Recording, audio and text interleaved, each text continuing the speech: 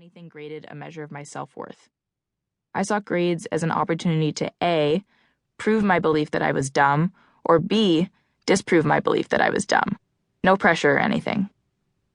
The only way I felt comfortable expressing myself was through journaling. Personal writing had long been a cathartic act for me, beginning with keeping a journal when I was young. It was a way to process my thoughts and express and understand myself better. Unlike graded exercises or public speaking, no one read or judged what I put in my journal. It was the only place I could be the person I aspired to be, the only place I could dream and muse and not have to censor or edit myself, the only place I felt confident that one day I had a future as someone who could share her voice. During 11th grade, I finally found a way outside of journaling to loosen up and to stop obsessing over whether my ideas were smart or dumb. I befriended a group of girls at school who showed me it was fun to be myself and do it outwardly.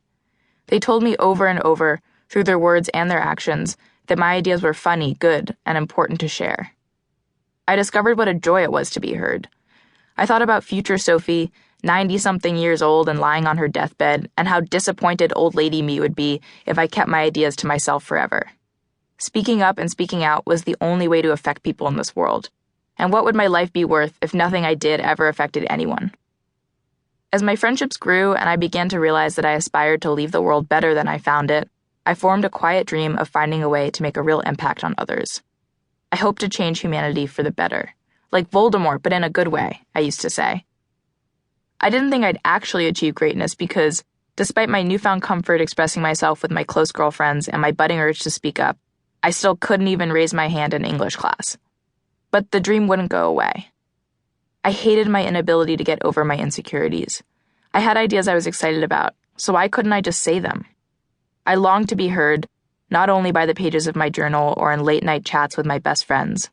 I believed I could really be something when I grew up, and in order to accomplish that dream, I'd have to speak up. Late one night, I asked my mom if I could see a therapist. She got straight to work finding someone great, and a few weeks later I found myself in front of a therapist I'll refer to as Dr. Graham.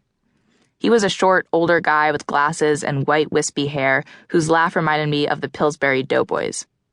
We sat across from each other every Tuesday for 45 minutes, and I told him about my week and my friends and the mean girls from elementary school who had hurt my feelings.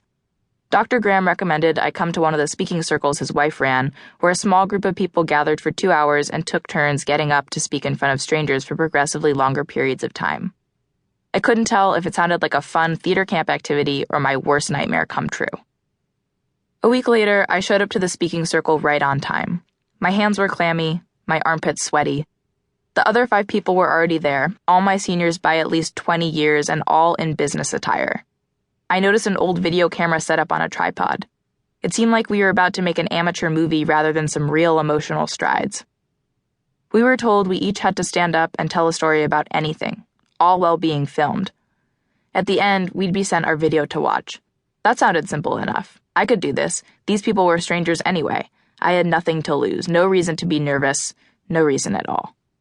But, of course, when my turn came, all I wanted to do was slowly and quietly back away toward the door, shake my head and whisper, no thank you.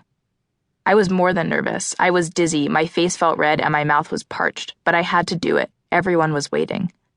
So I started small, by introducing myself. I told them my name, that I had 2 older brothers, where I went to school, that I was in 11th grade, and then that thing happened where you lose your voice mid-sentence and your body forces you to swallow because your throat is so dry.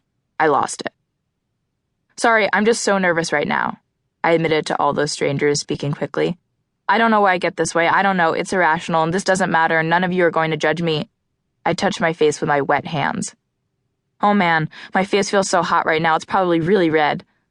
Then I stopped and waited for them to laugh or tell me to sit down, that was enough. But everyone just sat in silence. No one seemed to mind that I was nervous or that I was admitting it. To them, it was all a part of the exercise. I paused, forcing myself to feel okay with the silence. And then I continued, saying that I'd always wanted a dog, but my dad had never let me have one. That I didn't like listening to music on the subway because it made it hard to eavesdrop and watch people, 2 of my favorite activities. That I liked chocolate ice cream more than vanilla, most of the time. I rambled until my time was up. I felt liberated and exhilarated by the experience. I had made myself vulnerable in front of these strangers, shared raw emotions, and no one had flinched. Next, I watched as one woman got up and